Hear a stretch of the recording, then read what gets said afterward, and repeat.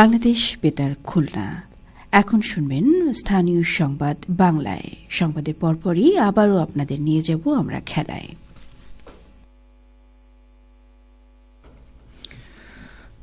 আসসালামু আলাইকুম। সন্ধ্যে ৭টা, বাংলাদেশ বেতার খুলনা। খবর পড়ছি মোহাম্মদ নাজমুল হক। আসন্ন ত্রয়োদশ জাতীয় সংসদ নির্বাচন অংশগ্রহণকারী প্রার্থীদের মধ্যে আজ প্রতীক বরাদ্দ দেওয়া হচ্ছে। খুলনা জেলা প্রশাসক ও রিটার্নিং অফিসারের কার্যালয় এবং আঞ্চলিক নির্বাচন কর্মকর্তার কার্যালয়ে খুলনায় ৬টি সংসদীয় আসনে বিভিন্ন রাজনৈতিক দলের মোট ৩৮ জন প্রার্থীর মধ্যে প্রতীক বরাদ্দ দেওয়া হয়।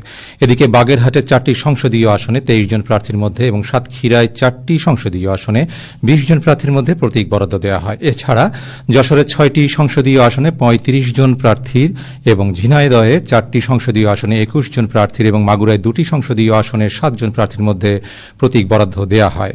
এদিকে কুষ্টিয়ার ৪টি সংসদীয় আসনে ২৫ জন প্রার্থীর এবং চুয়াডাঙ্গায় ২টি সংসদীয় আসনে ৬ জন প্রার্থী ও মেহেরপুরের ২টি সংসদীয় আসনে ৭ জন প্রার্থীর মধ্যে প্রতীক বরাদ্দ দেওয়া হয়েছে।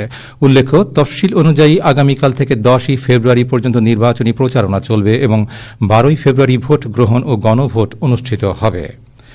আগামী ১২ই ফেব্রুয়ারি অনুষ্ঠিতব্য গণভোট ও ত্রয়োদশ জাতীয় সংসদ নির্বাচন উপলক্ষে বাংলাদেশ বেতার খুলনা আয়োজিত গণভোট ও নির্বাচনে বাংলাদেশ বেতার শীর্ষক এক বিশেষ কমিউনিটি ব্রডকাস্ট আলোচনা সভা খুলনা মহানগরীর শহীদ হাদিস পার্কে অনুষ্ঠিত হয়। বিভাগীয় কমিশনার মোহাম্মদ মোখতার আহমেদ এতে প্রধান অতিথি ছিলেন।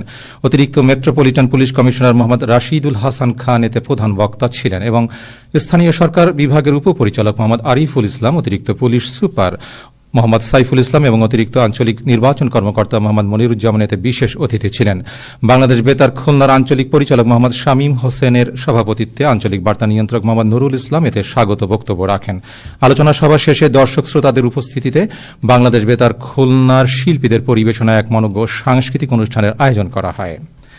আসন্ন ত্রয়োদশ জাতীয় সংসদ নির্বাচন ও গণভোট সম্পর্কে জনসচেতনতা সৃষ্টির লক্ষ্যে মেহেরপুর সড়কে ভোটের রিকশা প্রচারণার আজ উদ্বোধন করা হয়। জেলা প্রশাসক ও জেলা রিটার্নিং কর্মকর্তা ড সৈয়দ এনামুল কবির জেলা প্রশাসকের কার্যালয়ের সামনে আয়োজিত এক অনুষ্ঠানে প্রধান অতিথি হিসেবে এর উদ্বোধন করেন। সিভিল সার্জন, জেলা নির্বাচন কর্মকর্তা ও জেলা তথ্য কর্মকর্তা সহ সংশ্লিষ্ট কর্মকর্তারা এ সময় উপস্থিত ছিলেন।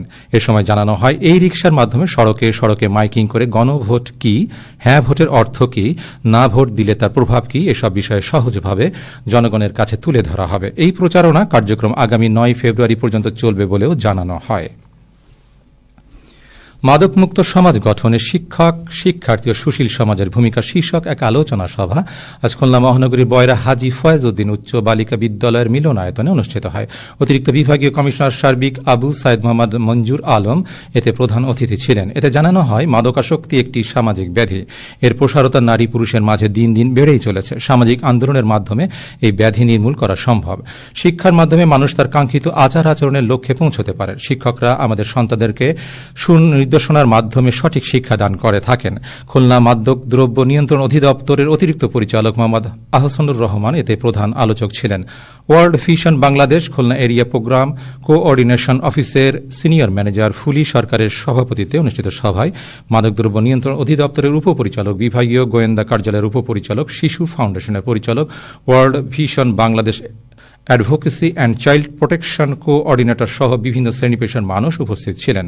খুলনা মাদকদ্রব্য নিয়ন্ত্রণ অধিদপ্তর ও ওয়ার্ল্ড ভিশন বাংলাদেশ যৌথভাবে এর আয়োজন করে।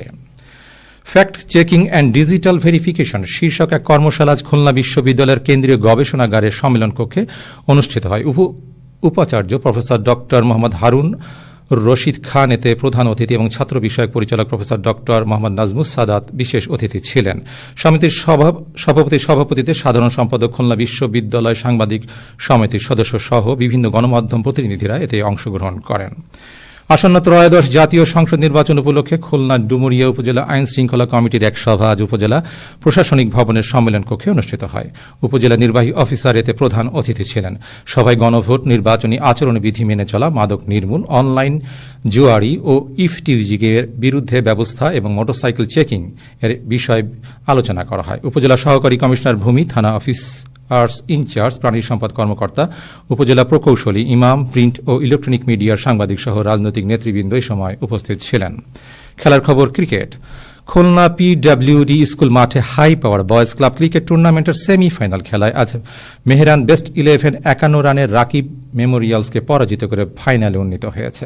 মেহরান বেস্ট 11 প্রথমে ব্যাট করে নেমে 14 ওভারে 9 উইকেট হারিয়ে 204 রান সংগ্রহ করে। জবাবে রাকিব মেমোরিয়ালস 12 ওভার 3 বলে সবকটি উইকেট হারিয়ে 153 রান করতে সমর্থ হয়।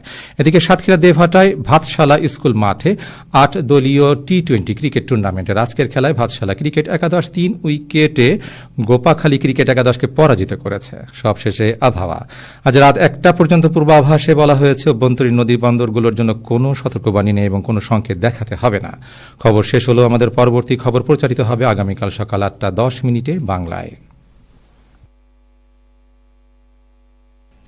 সুপ্রিয় শ্রোতা, আপনার অনুষ্ঠান শুনতে পাচ্ছেন মিডিয়াম ওয়েব 537.63 মিটার অর্থাৎ 558 কিলোহার্জে, একই সাথে FM 88.8 মেগাহার্জে এবং বাংলাদেশ বেতারের মোবাইল অ্যাপ থেকে। সুপ্রিয় শ্রোতা, আপনাদেরকে আবারও নিয়ে যাব ঢাকা কেন্দ্র থেকে